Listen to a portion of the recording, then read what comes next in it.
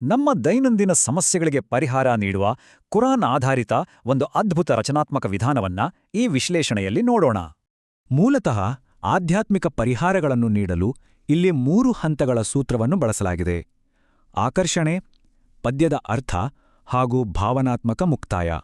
ಮನುಕುಲ ಎದುರಿಸುವ 5 ಪ್ರಮುಖ ಭಾವನಾತ್ಮಕ ಸವಾಲುಗಳನ್ನು ಈ ಮಾರ್ಗದರ್ಶನವು ಹೇಗೆ ನಿಭಾಯಿಸುತ್ತದೆ ಎಂದು ಈಗ ಗಮನಿಸೋಣ. ಮೊದಲನೆಯದು, ಇಂದಿನ ಆಧುನಿಕ ಬದುಕಿನಲ್ಲಿ ಅತ್ಯಂತ ಸಾಮಾನ್ಯವಾಗಿ ಎಲ್ಲರನ್ನೂ ಕಾಡುವ ಆತಂಕದ ಸಮಸ್ಯೆ ಬಗ್ಗೆ. ಆತಂಕಗೊಂಡ ಮನಸ್ಸಿಗೆ ಔಷಧಿಯಾಗಿ ಕುರಾನ್ನ ಈ ಅದ್ಭುತ ಸಾಲುಗಳನ್ನ ಆಧಾರವಾಗಿ ನೀಡಲಾಗಿದೆ. ಖಂಡಿತ ಇದೊಂದು ಶಕ್ತಿಯುತ ಸಂದೇಶ. ಅಂದ್ರೆ, ನೈಜ ನೆಮ್ಮದಿ ಸಿಗುವುದು ಹೊರಗಿನ ಭೌತಿಕ ವಸ್ತುಗಳಲ್ಲ, ಅದು ಆಳವಾದ ಆಧ್ಯಾತ್ಮಿಕ ನಂಬಿಕೆಯಲ್ಲಿ ಮಾತ್ರ ಅಡಗಿದೆ. ಮುಂದಿನ ಸವಾಲು ಆರ್ಥಿಕ ಒತ್ತಡ. ದುಡ್ಡಿನ ಚಿಂತೆ ನಮ್ಮೆಲ್ಲರನ್ನೂ ಒಂದಲ್ಲ ಒಂದು ರೀತಿಯಲ್ಲಿ ಕಾಡುವ ಅತಿ ದೊಡ್ಡ ಸಮಸ್ಯೆಯಲ್ವಾ? ಇಲ್ಲಿ ನಮ್ಮಲ್ಲಿರುವ ಆಳವಾದ ಆರ್ಥಿಕ ಭಯವನ್ನು ದೃಢವಾದ ಆಧ್ಯಾತ್ಮಿಕ ನಂಬಿಕೆಯತ್ತ ತಿರುಗಿಸುವ ಭರವಸೆಯ ಮಾತುಗಳನ್ನ ನೀಡಲಾಗಿದೆ. ಕೇವಲ ಭಯಪಡುವುದರ ಬದಲು ನಮ್ಮ ಕಠಿಣ ಶ್ರಮ ಹಾಗೂ ಒದಗಿಸುವನ ಮೇಲಿನ ನಂಬಿಕೆಯ ನಡುವೆ ಸುಂದರ ಸಮತೋಲನವಿರಬೇಕು.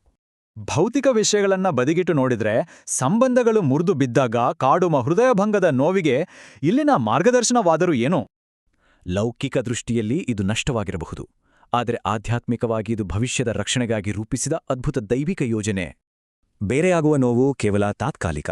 ವಾಸ್ತವವಾಗಿ ಅದು ಇನ್ನೂ ಉತ್ತಮವಾದ ಭವಿಷ್ಯದ ಕಡೆಗೆ ಇಡುವ ಅತ್ಯಗತ್ಯ ಹೆಜ್ಜೆಯಾಗಿದೆ. 4ನೆಯ ಅಂಶ ಮನುಷ್ಯನನ್ನ ಆಳವಾಗಿ ಕಾಡುವ ಒಂಟಿತನ, ಆಂತರಿಕ ಶೂನ್ಯತೆ ಅಥವಾ ಖಿನ್ನತೆಯ ಬಗ್ಗೆ ನೇರವಾಗಿ ಮಾತನಾಡುತ್ತದೆ. ದುನಿಯಾ ಅಂದ್ರೆ ಈ ಭೌತಿಕ ಜಗತ್ತು. ಎಷ್ಟೇ ಪ್ರಯತ್ನಿಸಿದ್ರೂ ಈ ಲೌಕಿಕ ಪ್ರಪಂಚ ಮಾನವನ ಆತ್ಮದ ಶೂನ್ಯತೆಯನ್ನ ತುಂಬಲು ಸಾಧ್ಯವೇ ಇಲ್ಲ.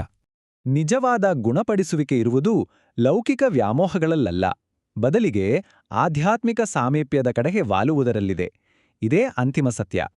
ಅಂತಿಮವಾಗಿ, ಜೀವನದಲ್ಲಿ ಕಷ್ಟಗಳು ಏಕೆ ಎದುರಾಗುತ್ತವೆ ಎಂಬ ಅತ್ಯಂತ ಜಟಿಲವಾದ ಪ್ರಶ್ನೆಗೆ ಇಲ್ಲಿ ಸ್ಪಷ್ಟವಾದ ಉತ್ತರ ನೀಡಲಾಗಿದೆ. ಎಂತಹ ಕಠಿಣ ಸವಾಲುಗಳನ್ನಾದರೂ ಎದುರಿಸಲು ತಾಳ್ಮೆ ಎಂಬ ಗುಣ ಎಷ್ಟು ಮುಖ್ಯ ಎಂಬುದನ್ನ ಈ ಸಾಲುಗಳು ಎತ್ತಿ ತೋರಿಸುತ್ತವೆ. ಜೀವನದ ಕಷ್ಟದ ಸಮಯಗಳು ನಿಜಕ್ಕೂ ಶಿಕ್ಷೆ ಅಲ್ಲ, ಬದಲಾಗಿ ಮುಂಬರುವ ಭವಿಷ್ಯದ ಒಳಿತಿಗಾಗಿ ನಡೆಯುವ ಪೂರ್ವಸಿದ್ಧತೆಗಳಾಗಿವೆ. ಅದ್ಭುತ ಅಲ್ವಾ? ಈ ಸಂದೇಶಗಳು ಎಲ್ರಿಗೂ ತಲುಪಲು ಹಾಗೂ ದೈನಂದಿನ ಸ್ಫೂರ್ತಿ ಪಡೆಯಲು ಈ ನಿರ್ದಿಷ್ಟ ಕ್ರಮಗಳನ್ನು ಅನುಸರಿಸಲು ಸೂಚಿಸಲಾಗಿದೆ. ಕೊನೆಯದಾಗಿ ಒಂದು ಚಿಂತನೆ. ಕಷ್ಟಗಳನ್ನ ಬರೀ ಪೂರ್ವಸಿದ್ಧತೆ ಅಂತ ಭಾವಿಸಿದ್ರೆ ನಮ್ಮ ದೈನಂದಿನ ಹೋರಾಟಗಳು ಮತ್ತು ದೃಷ್ಟಿಕೋನ ಹೇಗೆಲ್ಲ ಬದಲಾಗಬಹುದು.